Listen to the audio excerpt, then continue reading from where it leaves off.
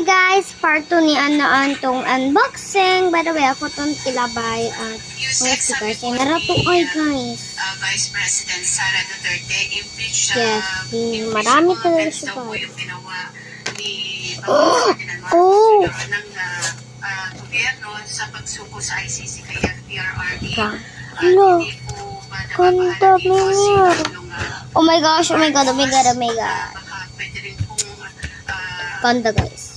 ibalik sa kanya at pwede siyang kasuhan po ng impeachment or pwede siyang ma-impeach sa ground po ng sinasabi niyang betrayal of public trust. So, tanong kung nakakahala ang Pangulo, hindi po. Okay, mag-one guys. Okay, natapos na. Okay, by the way, balik na. Pero, paano nangyaring kompleto sa gamit at napatatagpo sa pamagitan ng kuryente ang lahat ng aparato sa bahay ni Jomar? Yung magulang caretaker ng lupa, pati na rin ako naging caretaker ng lupa. And by the way, bye!